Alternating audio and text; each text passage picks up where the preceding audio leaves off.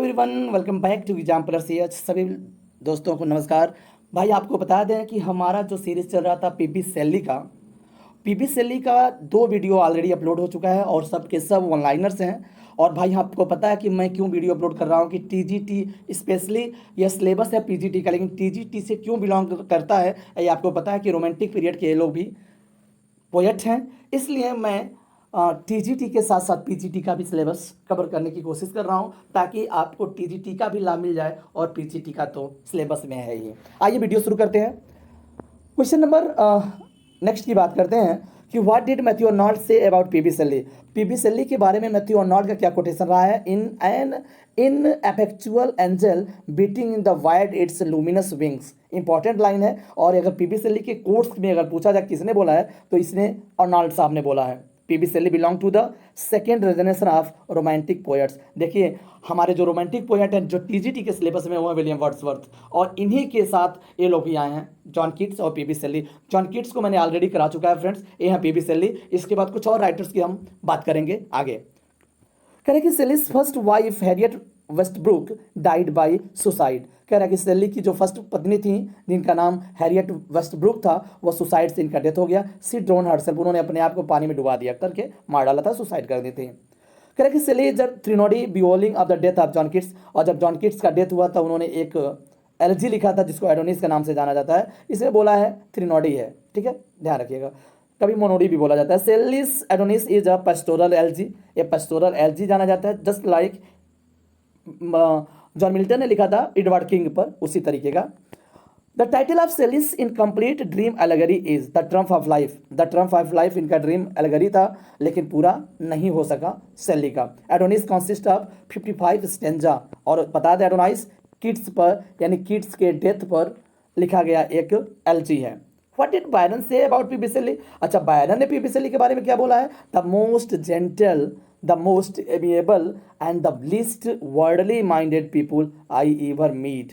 ये बायरन का ये लाइन है पीबी सेल्ली के बारे में। Who is called a child of French revolution.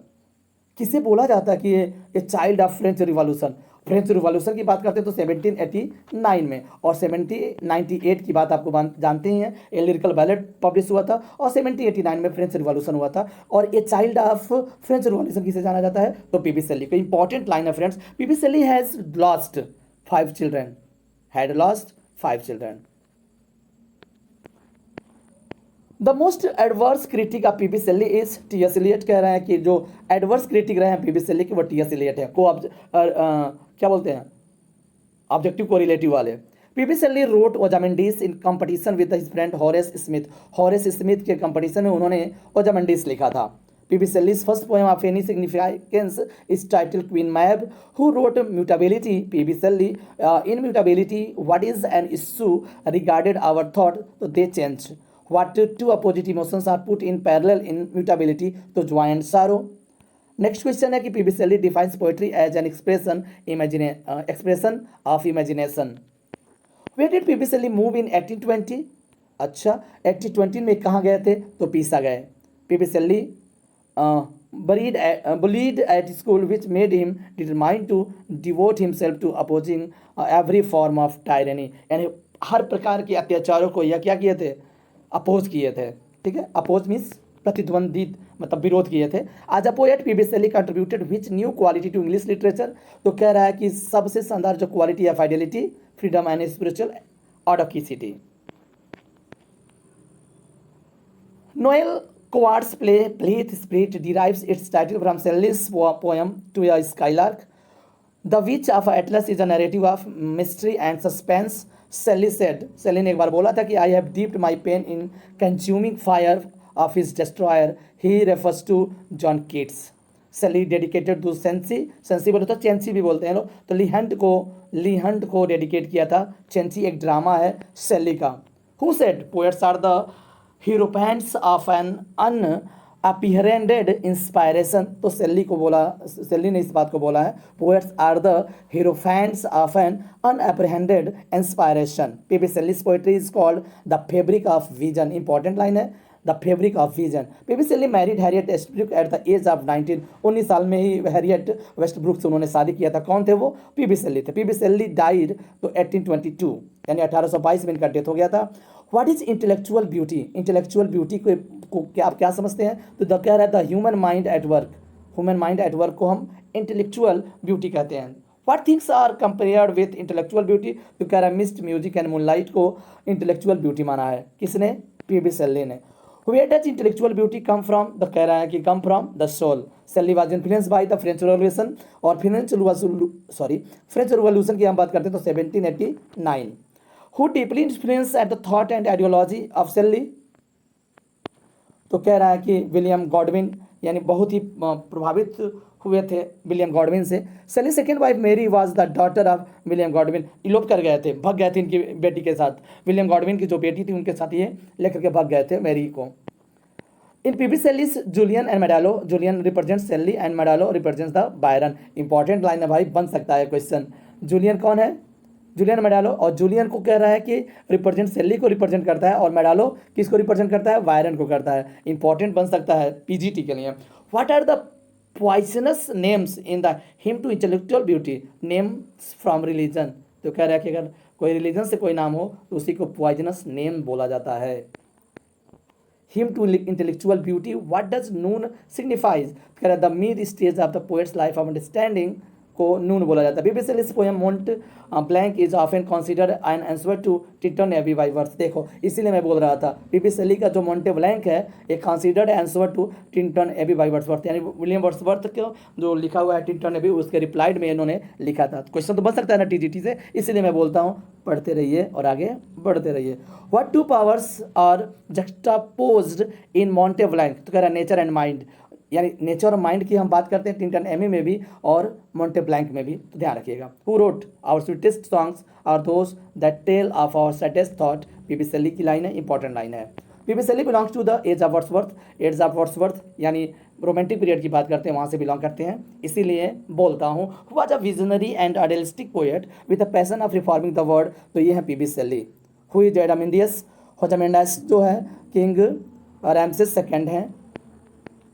Rise like lions after slumber in unvanquishable number, which is poem Pebble Shelley inspires thus the Mask of Anarchy. Shelley's Ariel to Miranda was inspired by Shakespeare The Tempest. Important है ना?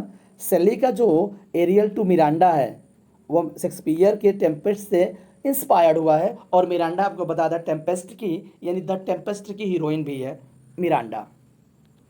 शेली's O world O life O time is a lyric. क्या है? यह एक lyric है। और फिर आप स्पीच की बात करते हैं तो अब strophe. Who wrote the Indian serenade? तो इंडियन सेरेनेड जो है पीबी शेली ने लिखा है। How many acts are there in Shelley's play Oedipus Tyrannus? तो कह रहा है 2 एक्ट हैं, ध्यान रखिएगा। Asia is a character in Shelley's Prometheus Unbound. याद करिए, इसके पहले अभी हमने आपको बताया कि प्रोमिथस ब्राउनिंग बैरेट का जो लिखा हुआ प्रोमिथस बाउंड है, और ये प्रोमिथस अनबाउंड है शेली की रचना है। Shelley's support bigamy in Prometheus Unbound. Shelley was a man of for 3 principle. तो कह रहा है किस प्रिंसिपल के व्यक्ति थे? तो political radicalism, strict vegetarianism and free love, स्वतंत्र प्रेम के क्या थे? व्यक्ति थे। Who wrote the life of PB Shelley? तो इम्पॉर्टेंट है कि थॉमस मेडविन जो है लाइफ ऑफ पीबी शेली लिखे हैं। Who is known as poet of lyrics? तो पोएट ऑफ लिरिक्स किसको बोला जाता है? पीबी शेली को। Who is known as a poet of hope and regeneration? Hope and regeneration किसको बोला जाता है? पीबी शेली को। देखिए कितना इंपॉर्टेंट क्वेश्चन है भाई। In ode to the west wind what does Shelley call leaves? अच्छा, लीव्स को क्या बोला गया है the ode to the west wind में? तो कह रहा है कि पेस्टिलेंस स्ट्रिकन मल्टीट्यूड्स को लीव्स बोला गया। One of PB Shelley's poem is title stanzas written in dejection near Naples. Naples important है, आप जान जाएंगे। My name is Ozymandias king of kings. My name is ओजामेंडियस king of kings. The central thought of him to intellectual beauty is that there is a spiritual power. Spiritual power is stands apart from both the physical world and the heart of man. Adonis PB Shelley blames review for John Keats, तो true है। O to the West Wind ends on a hopeful and optimistic note, true है। What was the major cause of Pीबी शेली's depressions?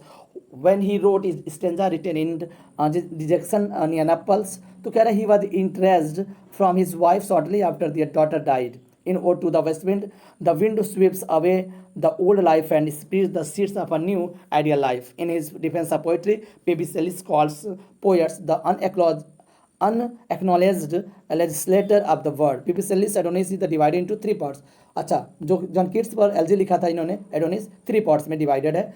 Adonis by P B Shelley consist of 55 stanza. ये repeated questions है. Question number: P.B. Shelley's Prometheus Unbound is a lyrical drama. It is in 4-5 acts, which is the only complete tragedy written by P.B. Shelley. Is blank verse. तो क्या रहा the sensi. एक ऐसा drama है जो complete हुआ था, the Cenci. Another lyrical drama PB. Shelley is Hellas. अगर लिरिकल ड्रामा की बात करते हैं तो वो हिलास है, जो शायद पुराना ही हुआ होगा. PB. Shelley Hymn to Intellectual Beauty was written in 1816. How many stanza are there in Hymn to Intellectual Beauty? कह रहा है 7 stanza. Hymn to the intellectual beauty 7 stanza. ये जो सीरीज है भाई, तीसरा जो मैं बता रहा हूँ, पीबी शेली का इसके पहले 2 सीरीज बन चुका है, तीसरा सीरीज है. इंपॉर्टेंट क्वेश्चंस का कलेक्शन है भाई, प्लीज़ शेयर तो करना बनता है. How many lines are there in hymn to intellectual beauty? कह रहा है 60 लाइन्स है. यानी the hymn to intellectual beauty जो है 16 लाइन्स है. और हिम्न की बात बताते हैं, लिटरेरी क्वेश्चंस में पूछता है कि हिम्न का मतलब होता है तो ए सॉन्ग फॉर प्रेज. ठीक है, प्रेज. सो प्रेज मीन्स प्रशंसा के लिए. Shelley composed Adonais after the 3 months of the Keats death. यानी किड्स के डेथ के 3 महीने बाद उन्होंने एडोनिस लिखा था. Shelley said about which of the poems the least imperfect. तो एडोनिस है. The name of Shelley's historical tragedy is Charles first. अच्छा, इन्होंने ट्रेजेडी भी लिखा है भाई, Shelley historical tragedy Charles first. तो ध्यान रखिए, चार्ल्स फर्स्ट लिखा गया पीबी शेली के द्वारा. Which work of Plato did P B Shelley translate? अच्छा, प्लेटो का एक वर्क है जिसको हम बोलते हैं सिंपोजियम. सिंपोजियम को इन्होंने ट्रांसलेट किया था. किसने? पीबी शेली ने. आगे बढ़ते हैं. Shelley said about which of his poem the least imperfect Adonais. The name of the Shelley historical tragedy Charles first. ये पूरा रिपीटेड है. थोड़ा सा एक बार और कर देते हैं. Who wrote ode to liberty? PB Shelley. यानी ओड टू लिबर्टी किसने लिखा था? पीबी शेली ने. Who wrote the revolt of Islam? PB Shelley ने. Shelley celebrate platonic love in his poem Epipsychidion. PB Shelley died in 1882 at the age of 29. He died in Italy. Italy बोले तो पीसा, जो पीसा अंतिम में गए थे वो पीसा में मरे थे. ठीक है फ्रेंड्स, ये रहा वीडियो का अंतिम सीरीज. शुरू करते हैं नेक्स्ट एथर के साथ, पोएट के साथ. तब तक जय हिंद, नमस्कार.